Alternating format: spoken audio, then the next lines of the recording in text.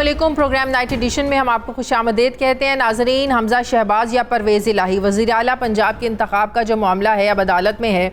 ऐसे लगता है कि सूबे में आइनी बहरान एक बार फिर से तूल पकड़ता जा रहा है, क्योंकि पंजाब के ईवान में दूसरी मरतबा इलेक्शन होने के बाद भी वज़ीर आला के चुनाव का फैसला नहीं हो पाया है। डिप्टी स्पीकर पंजाब असम्बली ने गुज़श्ता रोज़ मुस्लिम लीग काफ के 10 वोट मुस्तरद किए तो परवेज़ इलाही हमजा शहबाज के मुकाबले में वो अपनी अक्सरियत खो बैठे। मामला फिर उस वक्त ड्रामाई हो गया जब पार्टी सरबराह चौधरी शुजात हुसैन का एक ख़त डिप्टी स्पीकर को मिला, जिसमें उन्होंने पार्टी पॉलिसी को लेकर अपने 10 MPs को हमजा शहबाज के हक़ में वोट डालने की हिदायत कर रखी थी। लेकिन उनके MPs ने वोट परवेज़ इलाही को डाल दिया, तो फिर इसे इनहराफ मानते हुए डिप्टी स्पीकर की तरफ से उनके वोटों को रिजेक्ट कर दिया गया, मुस्तरद कर दिया गया। अब यहाँ पर एक कानूनी पेचीदगी पैदा हो गई है, जिसका फैसला अब सुप्रीम कोर्ट करेगी कि क्या पार्टी चीफ ने फैसला करना है कि इनके अरकान के ने वोट जो है वो किसको डालना है, या फिर पार्लियामानी पार्टी फैसला करेगी। पाकिस्तानी अदलिया की तारीख में एक मरतबा फिर आधी रात को अदालत ओपन हुई। चीफ जस्टिस के हुक्म पर सुप्रीम कोर्ट की लाहौर रजिस्ट्री खोली गई और तहरीक इंसाफ और काफ लीग की दरख्वास्त कबूल करते हुए उसी दिन केस की सुनवाई रखी गई। ये मुल्क की सियासत में कोई पहली बार नहीं है, बल्कि जब भी हुकूमत की अपोजिशन को कोई मुश्किल पेश आई तो अदालतों के दरवाज़ों पर दस्तक दी गई। मुल्क की सियासत में पहली बार 1955 में गवर्नर जनरल गुलाम मोहम्मद ने अदालत का दरवाज़ा खटखटाया था और उसके बाद परवेज़ मुशर्रफ की हुकूमत को आईनी करार देने में अदालतें फिर मुलव्विस हुई थी। यूसुफ रज़ा गिलानी, शाहिद खाकान अब्बासी और नवाज शरीफ को घर भेजने तक दर्जनों बार सियासी फैसलों के लिए अदालतों का रुख किया गया, मगर पाकिस्तान तहरीक इंसाफ और मौजूदा इत्तेहादी हुकूमत में एक ही इशू को लेकर तीसरी मरतबा मामला अदालत में पहुँच चुका है। इसके बावजूद सियासी जमातों के सोशल मीडिया सेल आला अदलिया पर तनकीद करते हुए नजर आ रहे हैं। 11 अप्रैल की रात कौमी असम्बली में अदम एतमाद की वोटिंग के वक्त आला अदलिया का खुलना हो या फिर आइन के आर्टिकल 63A की तशरीह हो, पाकिस्तान तहरीक इंसाफ ने सुप्रीम कोर्ट पर खूब तनकीद की। यही नहीं, अब पंजाब के वज़ीर आला के इंतखाब पर मुनहरिफ अरकान के वोट शुमार न करने के बाद से नून लीग ने भी अपनी हिकमत अमली तब्दील करते हुए अदलिया पर तनकीद करना शुरू कर दी है। मुस्लिम लीग नून के मुख्तलिफ रहनुमा क्या कह रहे हैं, देखिए।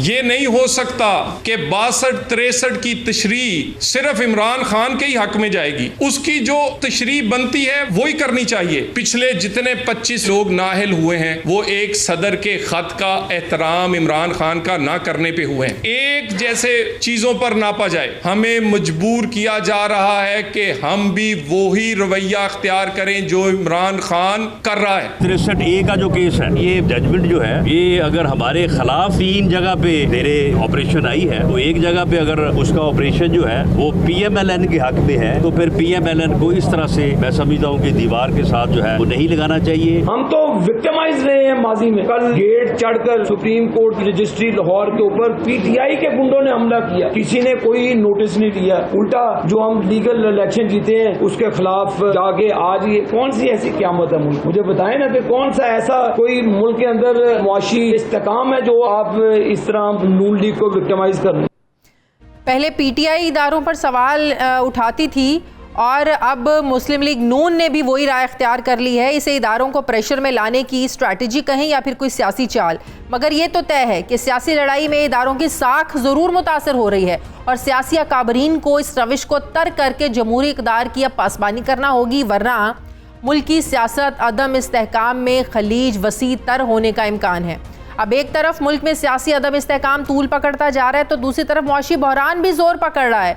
मुआशी और सियासी बहरान होने की वजह से मुल्क के हालात श्रीलंका की तरफ तेज़ी से बढ़ने की चहमगोइयाँ भी होने लगी हैं, जिसका इंदिया बार बार इमरान खान साहब दे चुके हैं। इसी सियासी अदम इस्तेहकाम को मद्देनज़र रखते हुए इस्टेब्लिशमेंट की नरम मदाखलत की खबरें भी मंजर आम पर आने लगी हैं। इत्तलात हैं कि मुल्क की इस्टेब्लिशमेंट ने तमाम सियासी जमातों को मुल्क में कबल अज़ वक्त इंतखाबात कराने पर राज़ी करने के लिए कोशिशें शुरू कर दी हैं और कहा जा रहा है कि इस साल में अक्टूबर में मुल्क में आम इंतखाबात का ऐलान किया जा सकता है, मगर इसी साल नवंबर में एक अहम तैनाती भी होनी है, जिसे लेकर सियासी हुकूमत में एक भूंचाल आया था और पाकिस्तानी सियासी तारीख में जोड़ तोड़ के एक नए रिकॉर्ड कायम किए गए थे। और विफाक के बाद सूबाई हुकूमतों में भी अदम एतमाद की तहरीकें जमा कराई गई थी। मुल्क में जारी सियासी अदम इस्तेहकाम और कबल अज़ वक्त इंतखाबात की बातें मौजूदा सियासी बहरान से कैसे निकला जाएगा, मैं बात करूंगी। मुझे ज्वाइन कर रहे हैं साबिक स्पीकर कौमी असम्बली पाकिस्तान तहरीक इंसाफ के सीनियर रहनुमा असद कैसर साहब। अस्सलाम वालेकुम, बहुत बहुत शुक्रिया असद कैसर साहब आपका। असद कैसर साहब, एक रूलिंग दी थी डिप्टी स्पीकर कासिम सूरी साहब ने, एक रूलिंग कल दी है दोस्त मजारी साहब ने। हमें तो ये पता है कि जो स्पीकर का रोल होता है एक आईनी रोल है और वो पूरे ऐवान के लिए होता है, क्योंकि पूरे ऐवान का होता है स्पीकर। लेकिन ये क्या हो रहा है कि स्पीकर की रूलिंग्स क्यों मतनाज़े बनना शुरू हो गई हैं असद कैसर साहब? देखिए, कल जो वाकया हुआ है ना, ये पाकिस्तान की तारीख में एक अनमोल वाकया है। यानी आप अक्सरियत को अक़लियत में बदले और इसके लिए आप जो है ना एक खत का हवाला दे कि मुझे खत मिला है। सबसे पहले तो ये है कि जो कुछ है इसकी एक 63A के तहत एक प्रॉपर प्रोसीजर भी मौजूद है। यानी सबसे पहले अगर पार्टी हेड अगर कोई इंस्ट्रक्शन देती है तो वो एक जितने भी पार्लियामेंटेरियन होते हैं उन सबको बाकायदा थ्रू अपनी पार्लिमानी लीडर जो उसकी हाउस में होता है उसके थ्रू वो बाकायदा बाय रिटन जो है ना वो उसको बता देता है कि ये आपके लिए इंस्ट्रक्शन है, ये हिदायत है, आपने ये करना है। न तो वो हिदायत दी गई, न वो इंस्ट्रक्शन दी गई, न पार्लिमानी पार्टी के साथ कोई कंसल्टेशन हुई। और इंटरेस्टिंगली एक दो दिन पहले मुसलसल खबर आता रहा कि चौधरी शुजात की बयान आपकी नजर से गुजर हो चुका होगा, पूरी कौम देख चुकी थी कि हम जो है ना परवेज़ इलाही हमारा कैंडिडेट है। तो ये सारा कुछ जो हुआ है ये तो बाकायदा एक फ्रॉड हुआ। यानी उन्होंने सब कुछ जो है ना एक सोची समझी मंसूबे के तहत छुपा के रखा। कैसे साहब, वो तो आज भी कह रहे हैं शुजात साहब कि परवेज इलाही मेरा कैंडिडेट कल भी था, आज भी और रहेगा। लेकिन साथ वो एक और बात कहते हैं, कैंडिडेट इमरान खान के लिए नहीं है, मेरी सपोर्ट इमरान खान के साथ नहीं है। तो मसला इमरान खान साहब का है कि वो उन्हें परवेज इलाही से कोई मसला नहीं है कि वो वज़ीर आला पंजाब बने। वो कह रहे हैं कि वो कैंडिडेट उसके हैं, इस वजह से वो सपोर्ट नहीं कर पा रहे। चीफ मिनिस्टर कौन बन रहा था? परवेज इलाही। परवेज इलाही तो परवेज इलाही बनना था ना। ये बहाना तो वो क्या है, वो जो बहाना तो कोई भी हो सकता है।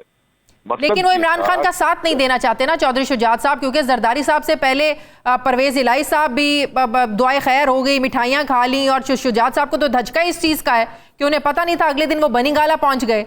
लड़ाई सारी यहाँ से शुरू हुई कि आपने एक बंदे से पहले कमिटमेंट कर ली एक पार्टी से और बाद में आप बनीगाला चले जाते हैं। नहीं, हमें इस पर कोई इतराज नहीं है। उसकी जो भी पॉलिसी होनी चाहिए तो वो खुल के होनी चाहिए थी। यानी अगर वो इमरान खान का साथ नहीं दे सकता तो पब्लिक के लिए बता देती, अपनी प्रेस कॉन्फ्रेंस कर लेती, उसी डील कर लेती, कोई पार्टी मीटिंग बुला लेती, इसको बताती कि मेरे ये कोई चीज मीडिया में आया इंप्रेशन आप बताए कि आपका क्या इंप्रेशन था। हम सबका इंप्रेशन था कि जो है ना जरदारी जो कोशिश कर रहा है वो नाकाम हो गया। यानी उन्होंने बहुत जो 2 नंबरी की ना वो बहुत चालाकी से की है। यानी उसके लिए जो उन्होंने एक फ्रॉड किया, एक धोखा किया और एक तरीके से एतमाद में रखा, और फिर जो आखिर वक्त में ये बिल्कुल इलीगल है, इसकी कोई कानूनी हैसियत नहीं है। कानूनी हैसियत पे इस वक्त तमाम टीवी चैनल पे तमाम लीगल लोग आ चुके हैं, आपके साथ भी आ चुके होंगे, सबको पता है कि ये मुकम्मल फ्रॉड है। इसकी कोई चौधरी शुजात की हिदायत की, पार्टी सरबराह की हिदायत की कोई वैल्यू नहीं है, आप ये कह रहे हैं? बिल्कुल नहीं है, क्योंकि उनकी जो प्रोसीजर है उसको अडॉप्ट नहीं किया गया और चोरी चुपके जो है ना आखिरी वक्त में दिया गया, और अपने अरकान को भी इन्होंने मतलब खबर नहीं रखा। तो इसकी कोई कानूनी हैसियत नहीं। तो आपको क्या लगता है कि ये जिस तरह की आज रिमार्क्स दिए गए, ये फैसला आप लोगों के हक में आएगा? मुझे तो 100% यकीन है कि इंशाअल्लाह ताला ये जो है ना इसमें दो राय हो नहीं सकती। ये इंशाअल्लाह ताला बिल्कुल ये फैसला आ जाएगा। और फिर जो है ना हमें बिल्कुल ये परेशानी है कि ये जिस तरह ये मुल्क जा रहा है, हमारा तो बहुत सिंपल मुतालिबा है। हम तो ये नहीं कहते कि आप हमें हुकूमत दो, हमने तो सिर्फ इतना मुतालिबा रखा है कि फ्री एंड फेयर इलेक्शन हो और फौरी इलेक्शन हो। अवाम जिसको मैंडेट दे उसको ये हक है अवाम को कि वो जिसको मैंडेट दे वो हुकूमत करे। हम तो कोई ये नहीं कहते कि आप हमें हुकूमत बैठाओ। तो हम तो फौरी इलेक्शन चाहते हैं, फ्री एंड फेयर चाहते हैं, और जो इस वक्त ज़ाहिर आप लोगों का जो एक ओहदा है ये आईनी ओहदा है, आइन कानून का आप लोगों को पता है, आप भी स्पीकर हैं, आप दोस्त मजारी साहब भी डिप्टी स्पीकर हैं। क्या ऐसे मौक़ों पर प्रेशर होता है या दिमाग में कहीं ना कहीं आपकी अपनी पार्टी होती है जिसकी तरफ टिल्ट होता है? हमें याद है अप्रैल में जो एक रूलिंग दी डिप्टी स्पीकर साहब कासिम सूरी साहब ने, वो आपने काम करना था लेकिन आपने नहीं किया, आपने उनके हवाले कर दिया। उस वक्त आप पे भी एक प्रेशर था अपनी पार्टी का, इमरान खान साहब का। तो क्या ये फैसले अब आपको समझ लग रहा है कि कल भी एक उन्होंने अपने एक प्रेशर में आके, दबाव में आके ये फैसला दिया? क्योंकि आइन और कानून के हवाले से तो देखें तो इस पर बड़ी तनकीद हो रही है इस रूलिंग पर। नहीं, दो बातें। नंबर वन तो ये जो हमारा वाला मामला था, इस पे मैंने बिल्कुल उस दिन बैठना था, लेकिन चूंकि उसी दिन मेरे ऊपर अदम एतमाद पेश हो गया तो अखलाकी तौर पर मेरा बैठना फिर बनता नहीं था। आपको याद होगा कि मेरे खिलाफ अदम एतमाद मतलब पेश किया था। नंबर टू, जो हमारा वाला मामला था इसको मैंने सोचे समझे और अपने ज़मीर के मुताबिक किया। मैंने सबसे पहले देखिए, पार्टी भी है, पार्टी में 24 साल इस पार्टी में रहा हूँ, मैं कोई शक नहीं है कि मेरी पार्टी की तरफ कर्ज है, लेकिन मेरे ऊपर बहुत बड़ा एक प्रेशर था कि मेरे जो सीट है मैं उस सीट की पोजीशन कॉम्प्रोमाइज ना करूं।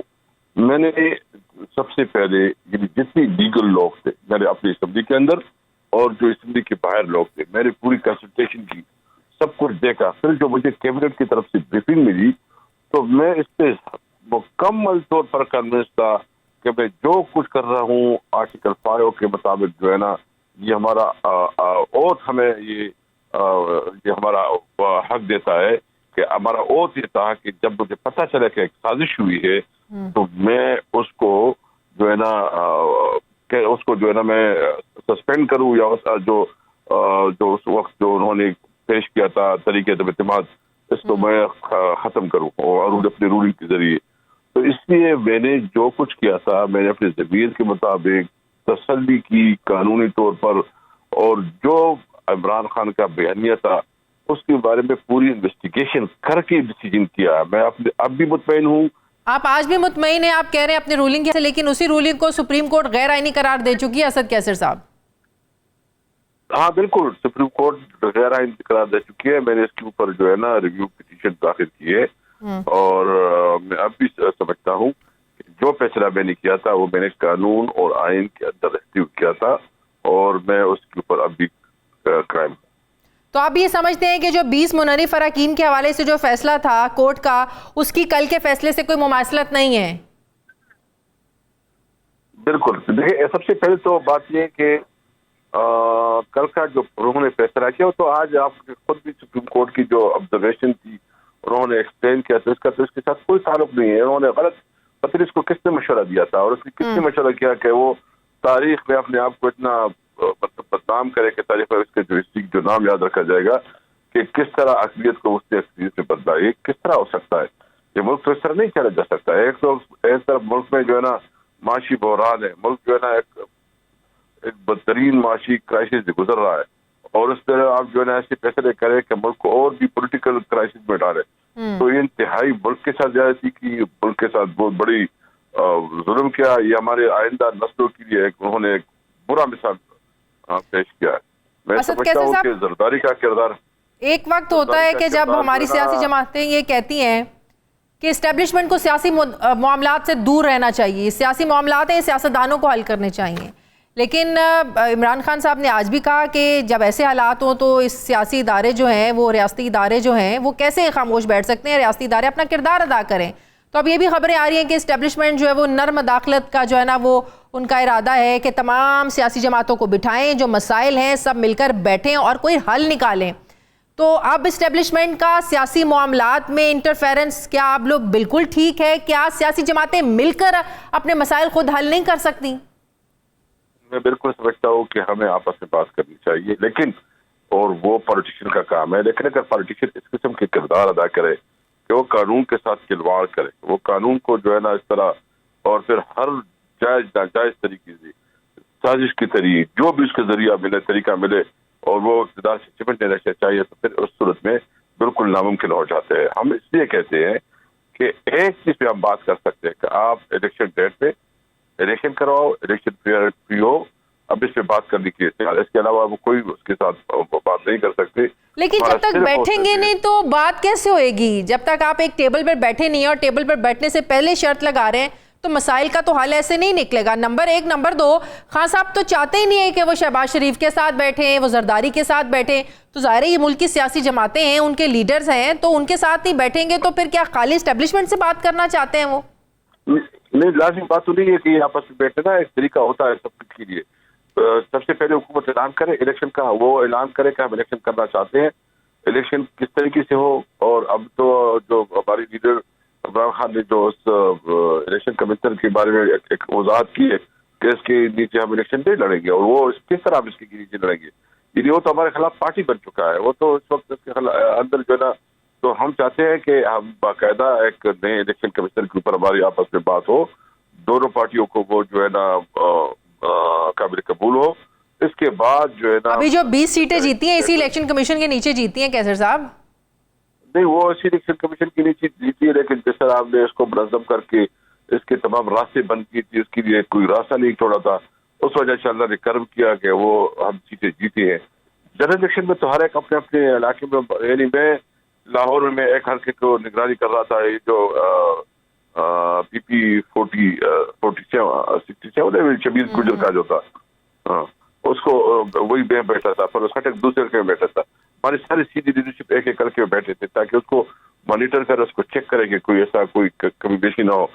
तो फिर जनरल इलेक्शन में तो हर एक अपने हल्के पे होता है, अपने इलेक्शन में मसरूफ होता है, उसके पास इतना टाइम नहीं होता। तो इसलिए मैं कहता हूँ कि देखिए, इस मुल्क की बका के लिए, इस मुल्क के मुस्तकबिल के लिए जरूरी है कि एक ऐसा सिस्टम हो कि जिसके ऊपर सबको एतमाद हो, फ्री एंड फेयर इलेक्शन हो, इदारे जो है ना अपना किरदार सिर्फ जो है ना एक फैसिलिटेशन के लिए करे, न कि इदारे जो है ना वो कोई किसी का साइड ले या किसी को वो पार्टी बने। अच्छा। तो हम सब सिर्फ एक आखिरी सवाल, अगर सुप्रीम कोर्ट का फैसला आप लोगों के हक में आ जाता है, फैसला रिवर्स हो जाता है, हमजा शहबाज नहीं रहते, तो दोबारा वोटिंग की तो जरूरत नहीं होगी, आप स्पीकर रहे हैं, तो क्या दोबारा इस सारे प्रोसेस से तो नहीं गुजरना पड़ेगा ना? वोटिंग तो हो चुकी है, बस सिर्फ उसके ऊपर जो स्पीकर का रूलिंग जो है ना सस्पेंड हो जाएगा। अच्छा। वो सस्पेंड हो के खुद ब खुद जो है ना वो परवेज़ इलाही चीफ मिनिस्टर जो है ना डिक्लेयर हो जाएगी। सही, बहुत बहुत शुक्रिया। साबिक स्पीकर कौमी असम्बली असद कैसर साहब हमारे साथ थे, तहरीक इंसाफ के रहनुमा। मुझे ब्रेक लेनी है नाज़रीन, वापस आते हैं एक वक्फे के बाद।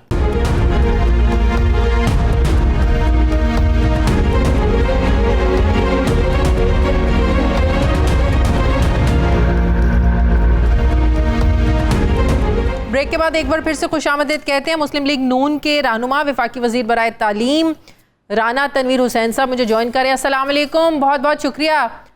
राना साहब, क्या ये गलती नहीं है, क्या ये ज़्यादती नहीं है कि 186 वाले को अपोजिशन में बिठा लें और 189 वाले को आप जो है ना वजारत आला दे दें? ये कैसी रविश है कि हार बर्दाश्त करने की शायद हम लोगों में सकत नहीं रही है। जो इक़दामात हो रहे हैं, कल ये आप लोगों के साथ भी हो सकता है, दूसरी पार्टियों के साथ भी हो सकता है, तो ये रविश क्यों हमारी पार्टियां जो है ना वो अपना रही हैं?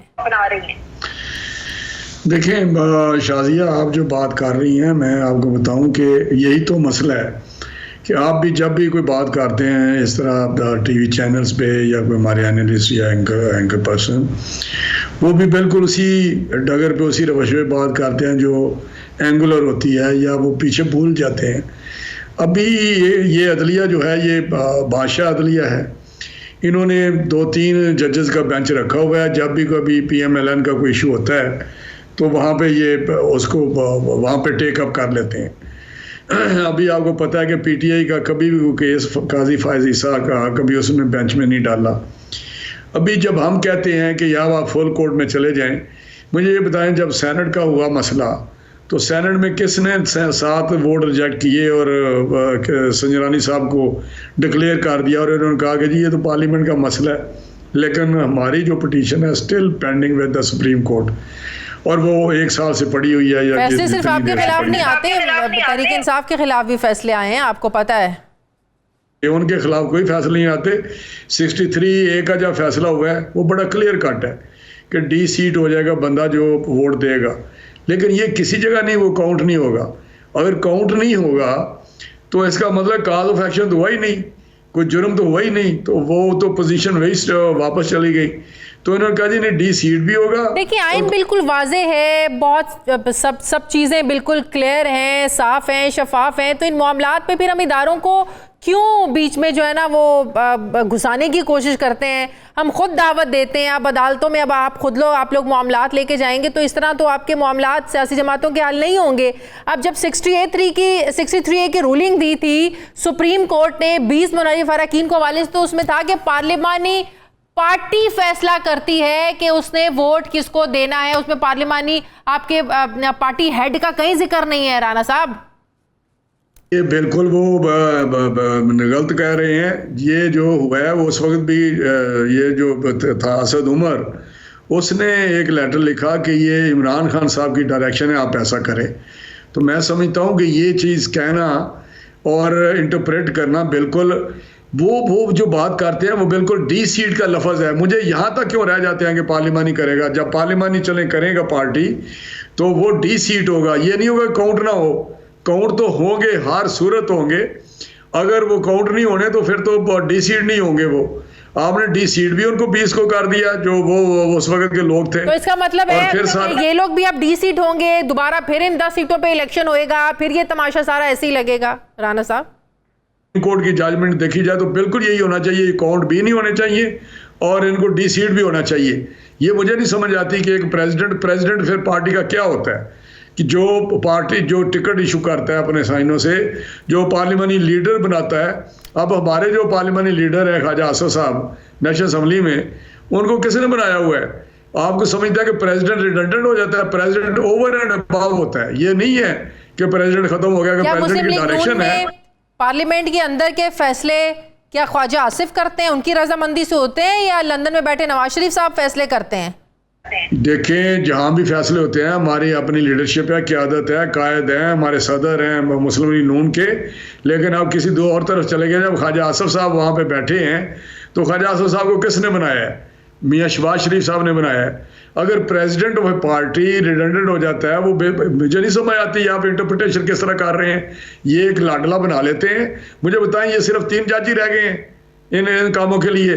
5 जज होते थे, 2 क्योंकि उन्होंने इख्तलाफी नोट पीछे दिया था तो उनको इन्होंने इस दफ़ा डाला ही नहीं। यही बस रह गए हैं, बस हाई कोर्ट में सबसे काबल, सुप्रीम कोर्ट में सबसे काबल जजेस। मैं समझता हूँ ऐसा नहीं होना चाहिए।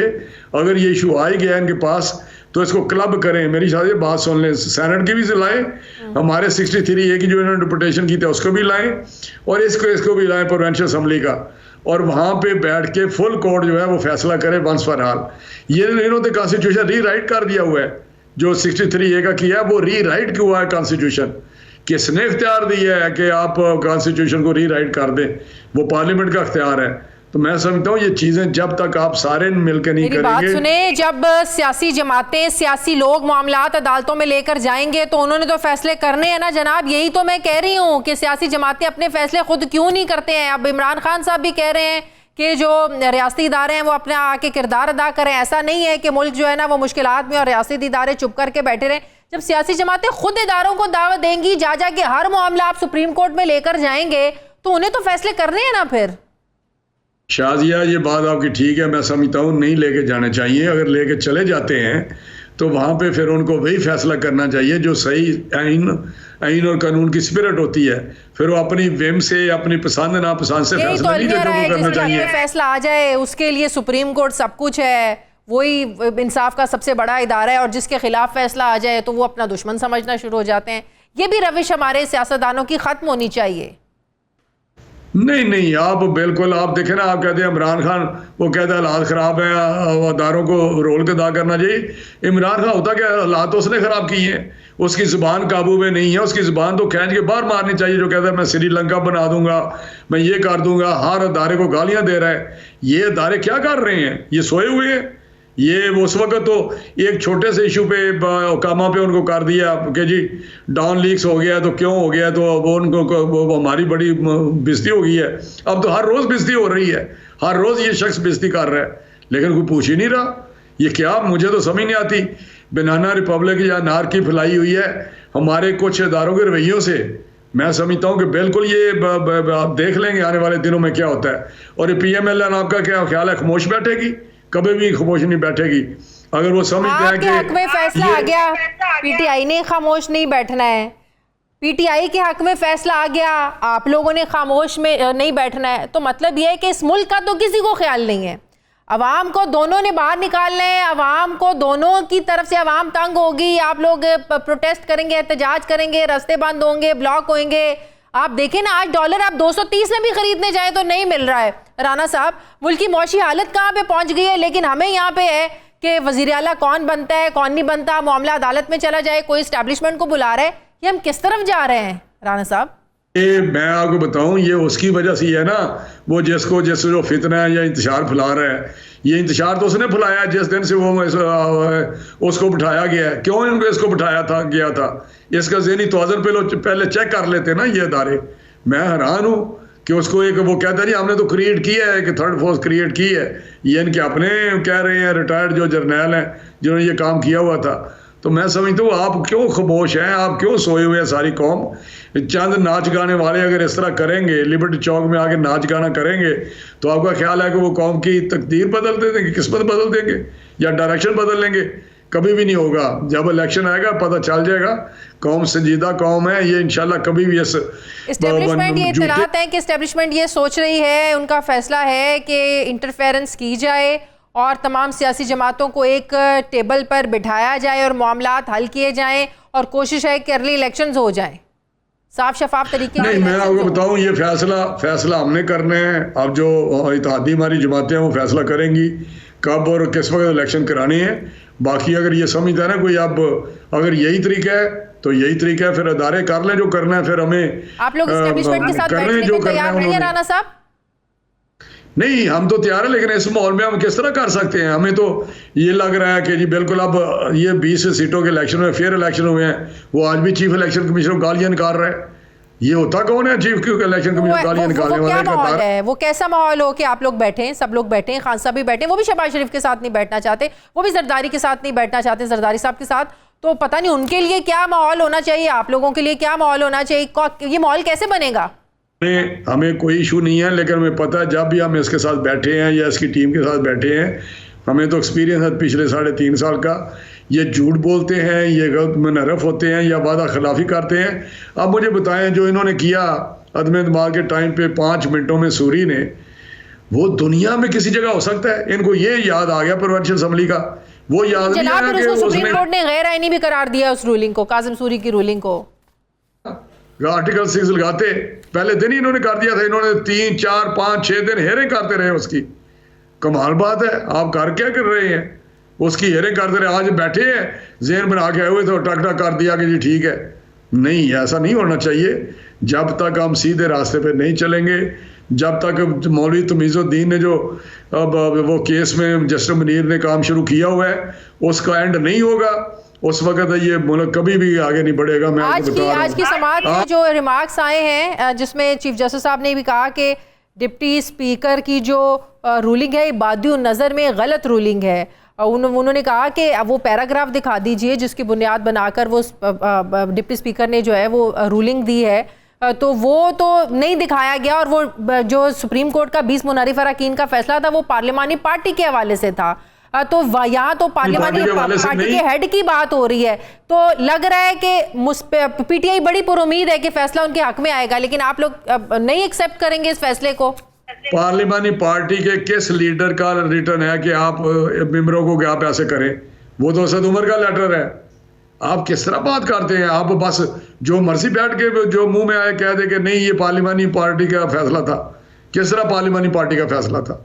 मैं नहीं समझता ये बातें सही हैं। ये चीज़ें बिल्कुल सही होनी चाहिए, लेकिन ये अगर जस्टिस साकब की और उसकी लेगसी पीछे हैं तो वो चलेगा काम इसी तरह ही जस्टिस खोसा की। तो ये इस तरह तो नहीं होना चाहिए। कोई फुल कोर्ट में चले, फुल कोर्ट में क्या इतराज है किसी को?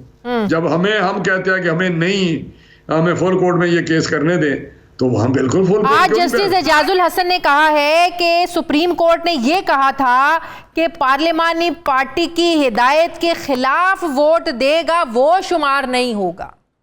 नहीं, पार्लियामानी पार्टी का जब 63A वाला काउंट नहीं किए तो उस वक्त कौन सा पार्लियामानी लीडर का या पार्लियामानी पार्टी का फैसला था? वो दिखा दे हमें कि ये फैसला वहाँ रेजोल्यूशन हुआ था या पार्लियामानी पार्टी ने ये डायरेक्शन दी थी।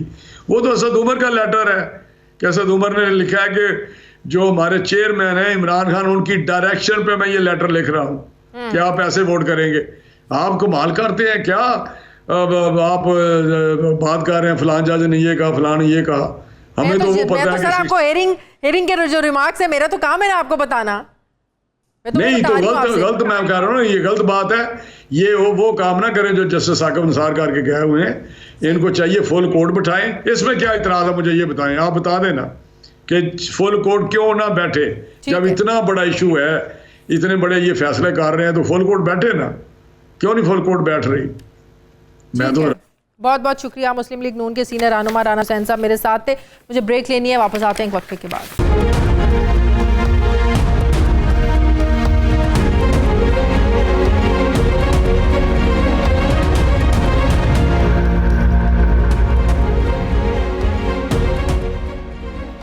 ब्रेक के बाद एक बार फिर से आपको खुशामदीद कहते हैं।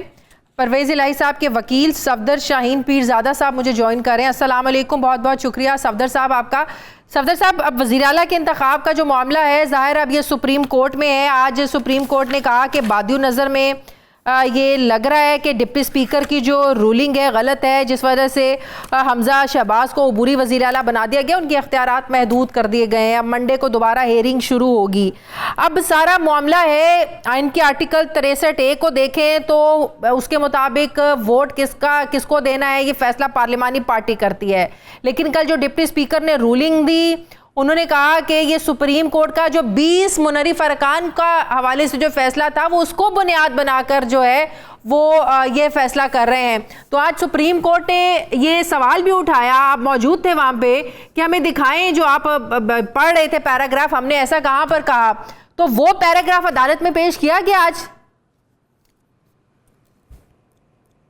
जी बिल्कुल, बिस्मिल्लाहिर्रहमानिर्रहीम। जी 5 जुलाई 2022 का ऑर्डर है जिसका हवाला दिया गया है डिप्टी स्पीकर की रूलिंग में, और उसका पैराग्राफ नंबर 3 है, और उसकी प्लेन रीडिंग में बिल्कुल ये लिखा हुआ है कि पार्लियामेंट्री पार्टी इन हाउस। ये ओरिजिनल वर्ड्स मैं आपको बता रहा हूँ जिससे बिल्कुल वाज़ेह है, और यही अल्फाज जो हैं आइन के आर्टिकल 63(1) सब क्लॉज B में लिखे हुए हैं। और उसके बाद जो आगे लिखा हुआ है वो सिर्फ ये लिखा हुआ है कि पार्टी हेड अगर डिफेक्शन होती है तो उसको फॉरवर्ड करेगा।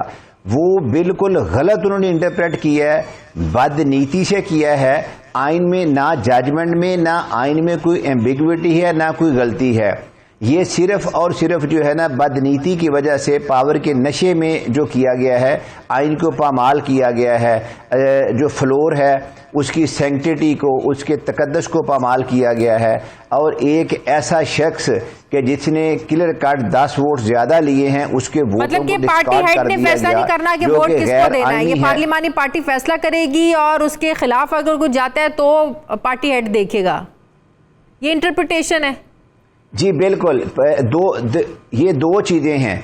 63(1)B में लिखा हुआ है पार्लिमानी पार्टी पार्लिमान के अंदर जो पार्टी है उसने फैसला करना है। जो पार्लिमान के अंदर पार्टी है, नहीं, पार्लिमानी पार्टी का हेड फैसला करेगा, किसी एक ने फैसला करना है ना, क्या पूरी पार्लिमानी पार्टी फैसला करेगी? हेड। तो पार्लिमानी पार्टी का जो हेड होता है वो पार्टी का हेड नहीं होता?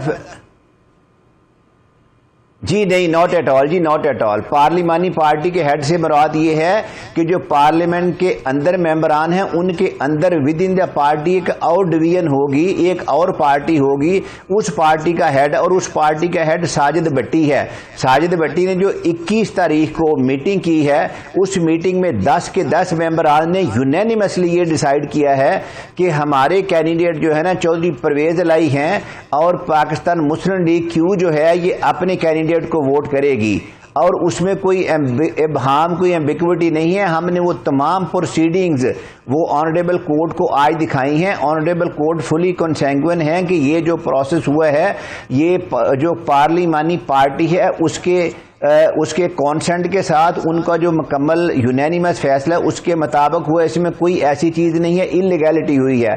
उसको जो मिस इंटरप्रेट किया जा रहा है वो ये किया जा रहा है कि जो पार्लिमान के अंदर मेंबर्स हैं वो पार्लिमानी पार्टी नहीं, वो पार्टी हेड करेगा नहीं। अगर पार्लिमानी पार्टी के अंदर कोई डिफेक्शन क्लॉज होती है तो पार्लिमानी लीडर जो है, जो इस केस में साजिद भट्टी साहब हैं, वो लेटर लिखेंगे डिफेक्शन क्लॉज की हद तक अपने लीडर को, जो शुजात अली खान साहब है, चौधरी शुजात साहब फिर आगे उसको भेज सकते हैं इलेक्शन कमीशन ऑफ पाकिस्तान। अच्छा। यहाँ तो ऐसा हुआ ही कुछ नहीं। दूसरा पॉइंट इसमें यह है कि जब आप कहते हैं डेमोक्रेसी है, जमहूरियत है, तो जमहूरियत में तो 10 के 10 लोग एक तरफ हैं, तो जो पार्लियामेंट का हिस्सा नहीं है वो बाहर पार्लियामेंट का फैसला कैसे कर सकते हैं? आप इस तरह ये नहीं हो सकता कि डिक्टेटरशिप को अलाउ कर दें। जमहूरियत में जमहूरी रवायात को आपने प्रमोट करना है। अगर ऐसा भी होता, जो कि इस केस में तो नहीं है, कि अगर 10 अरकान एक तरफ होते, एक तरफ होते, तो पार्टी सारी डेमोक्रेसी की तरफ जानी थी, जमहूरियत की तरफ जानी थी, जिसमें ज्यादा लोग थे। और ये नहीं होना था कि एक शख्स कोई फैसला करते वो हो जाए। डिक्टेटरशिप और जमहूरियत में यही तो मेन फर्क है कि डिक्टेटरशिप जो होता है वो एक बंदा फैसला कर लेता है, लेकिन जो कैंडिडेट हैं वजारत आला के और वो अपने आप को ही वोट नहीं दे सकते। ये बड़ी अजीब सी बात थी, बड़ी अजीब सी मंतक थी कि वो खुद मोहताज हैं एक ऑर्डर के वो अपने आप को वोट दें या ना दें। That was very strange. ये गैर अखलाकी, गैर कानूनी, गैर आईनी अमल है डिप्टी स्पीकर का जी। हाँ, लेकिन अगर डिप्टी स्पीकर की रूलिंग के हक में फैसला आ जाता है, फिर आप लोगों के पास ऑप्शन वैसे बचेगा क्या? देखिए, आइन फैसला तो आइन के मुताबिक होना है ना।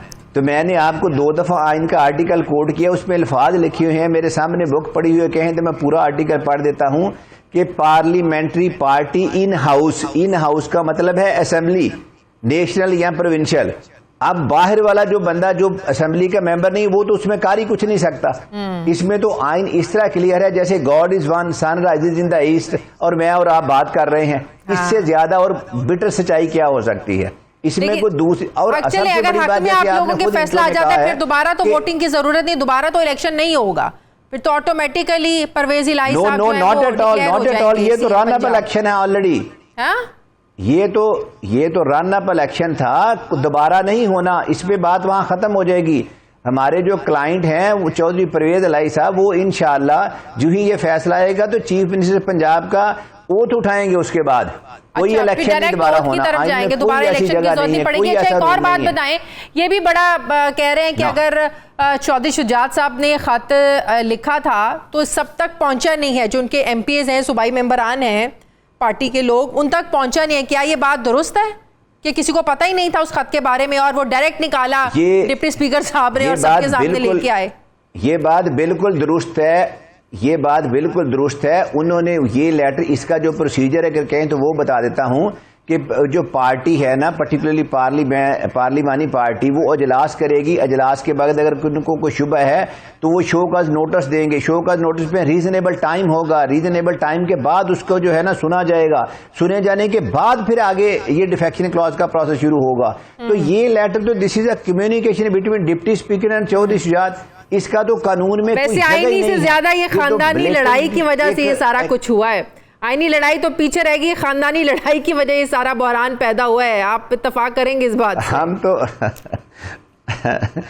आप शायद ठीक कह रही हो, क्योंकि मैं सिर्फ कानूनी आदमी हूं, तो मैं आइन और कानून, लेकिन हमारी नजर में ये खानदानी लड़ाई की वजह से सारा बहरान पैदा हुआ है।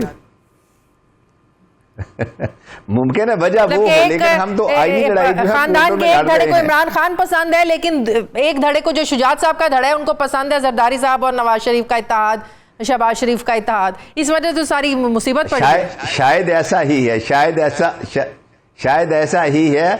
आपका लीगल इक्विपमेंट, आपकी जनरल ऑब्जर्वेशन माशाल्लाह मेरे से बेहतर है, मेरे से आपको ज्यादा पता है। मैं कानूनी मामलात में जहां तक की बात करेंगे मैं बिल्कुल क्लियर हूं कि वहां पे हम बिल्कुल ठीक हैं। और ऑनरेबल कोर्ट जो है बज़ाहिर, जैसे आपने भी कहा कि उन्होंने खुद 2-3 दफा वो पैराग्राफ नंबर 3 जो 5 जुलाई वाला ऑर्डर है उसका पढ़ाया है, 17 जुलाई वाला, कि जी इसमें कहाँ लिखा हुआ है कि ये जो है इस ऑर्डर के तहत वो 10 वोट जो है रिजेक्ट किए जा सकते हैं। तो कोई भी लर्नड काउंसिल ऑनरेबल कोर्ट को सेटिस्फाई नहीं कर सका। डिप्टी स्पीकर तो आज पेश नहीं हुए, मंडे को वो पेश होंगे क्या? वादियों नजर में लाजिम है डिप्टी स्पीकर का पेश होना, ताकि वो खुद आके बता सकें कि आपकी रूलिंग की बुनियाद क्या थी, कौन सा फैसला था। देखिए, अगर वो ना भी हैं, उनके वकील इरफान कादर साहब आ गए, उन्होंने कहा जी मैं कोर्ट को एड्रेस करूंगा, कोर्ट को असिस्ट करूंगा, कोर्ट को बताऊंगा। अगर वो ना भी आए तो होगा, लेकिन आज वाले आर्डर में शायद पर्सनल हेयरिंग का नहीं लिखा है। पहले जो आज सुबह 11 बजे आर्डर हुआ तो उसमें पर्सनल हेयरिंग का लिखा हुआ था। वो किसी वजूहात की बिना पर उनके काउंसिल ने बताया कि वो अवेलेबल नहीं हो सके, तो ऑनरेबल कोर्ट ने कहा ठीक है कोई बात नहीं, वो नहीं हो सके। तो पहले तो ऑनरेबल कोर्ट ने ऑब्जर्व किया था कि उनको आना चाहिए था जैसा भी था। फिर ऑनरेबल कोर्ट ने कहा कि अगर नहीं वो नहीं भी आए तो ठीक है, आप हमें बताएं ये पैराग्राफ किधर है। लेकिन उन्होंने टाइम मांगा है कि जी मुझे टाइम दे, मुझे तैयारी का टाइम दे, मेरे तैयारी नहीं है, मैंने फाइल नहीं देखी, मुझे फैक्ट्स का नहीं पता, मैं कंसाइज स्टेटमेंट फाइल करनी है, तो मुझे टाइम चाहिए। तो ऑनरेबल कोर्ट ने उनको तो इसका मतलब ये हुआ कि ये मामला मंडे से भी आगे जा सकता है, या उम्मीद है कि फैसला पीर को हो जाएगा? अगर तो ये ओपन एंड शट केस है, सब बातें जिस तरह आपने कहा कि सफ़ेद है, मैं हकीकत है, मैं और आप बात कर रहे हैं ये हकीकत है, अगर सारी सिचुएशन बिल्कुल ऐसी है तो फिर तो उम्मीद है कि मंडे को फैसला आ जाएगा। बहुत ज़्यादा उम्मीद है कि मंडे को फैसला आ जाएगा। हमारा तो आज था, शायद अगर आज वो लोग तैयारी करके आते अदर लर्नड काउंसिल तो शायद आज जजमेंट रिजर्व हो जाती, मंडे को अनाउंस हो जाती। लेकिन अब मंडे को इंशाअल्लाह ये हियरिंग फाइनल हो जाएगी। मेरा नहीं ख्याल कि मंडे से आगे जाए, क्योंकि जो आज ऑनरेबल कोर्ट ने कहा है कि आपने जो भी करना है, फाइलिंग करनी है, रिटन कमेंट्स देने हैं, कंसाइज स्टेटमेंट देनी है, वो 11 साढ़े 11 बजे तक फाइल कर दें, 1 बजे हियरिंग स्टार्ट होगी एंड इट विल कंटिन्यू। लगता है कि एक बार फिर से वाज़े तौर पर ये चीज़ें सामने आएंगी कि पार्लिमानी पार्टी का क्या रोल है वोटिंग के हवाले से, और आपका जो पार्लिमानी हेड है, आपका जो पार्टी हेड है, उसका क्या रोल है। ये चीज़ें डिफाइन करना एक दफ़ा फिर से बहुत ज़रूरी है। इलेक्शंस कल को भी होने हैं, ये कोई आखिरी दफ़ा नहीं हुए। मैं गुजारिश करूं, मैं कल से ये बात मुख्तलिफ चैनल्स पे कह चुका हूं, ये चीज़ें डिफाइन हैं। ऑनरेबल कोर्ट ने आज भी ये ऑब्जर्व किया कि ये प्लेन अंग्रेजी है, अगर किसी को नहीं समझ आती तो बताएं, हम मिलकर पढ़ लेंगे। मुझे तो आइन का इस चीज का नहीं पता, ये तो डिप्टी स्पीकर को मुझसे ज्यादा पता है, हम सबसे ज्यादा पता है। अगर ये सब चीजें इतनी डिफाइन है तो फिर ये सब कुछ क्यों हो रहा है? ये बदनीति है जी, ये बदनीति है, ये पावर का नशा है, ये जानबूझ के चीज़ों को ख़राब करने की जो रवश हमारे यहाँ चल चुकी है, ये वो है, ये पॉलिटिकल वेंजेंस है, ये हमारे सिस्टम को डीरेल करने की जो आदत पड़ी हुई है, ये वो आदत है। अगर ऑनरेबल कोर्ट एक दफ़ा जिसने आइन को सबोताश किया है उसको कटहरे में ला के खड़ा कर दें, आगे कोई ताले आज़मा जो है ना ये जुर्रत नहीं करेगा। लेकिन ऑनरेबल कोर्ट्स को थोड़ा लीनियंट व्यू लेती हैं। आज भी ऑनरेबल कोर्ट को जब ये कहा गया कि ये हुआ है कॉन्स्टिट्यूशनल वायोलेशन, तो ऑनरेबल कोर्ट ने ऑब्जर्व किया कि अभी लर्निंग के प्रोसेस में हमारी डेमोक्रेसी बड़ी अभी बिल्कुल ग्रोन अप नहीं हुई, आगे नहीं बढ़ी, तो हमने इसको साथ लेके चलना है और कोशिश ये करनी है ये परपेचुएट कर दी, ये आगे बढ़े। बहुत बहुत शुक्रिया परवेज इलाही साहब के वकील। इन 2 सवालों का आधा बिल्कुल क्लियर है। सही, परवेज इलाही साहब के वकील सफदर शाहीरजादा साहब मेरे साथ थे, बहुत शुक्रिया आपका। हमारे प्रोग्राम का वक्त खत्म हो गया। नाजरीन, फीडबैक ज़रूर अपना दीजिएगा, अपना ख्याल रखिएगा। मुझे इजाज़त दीजिए, अल्लाह हाफ़िज़।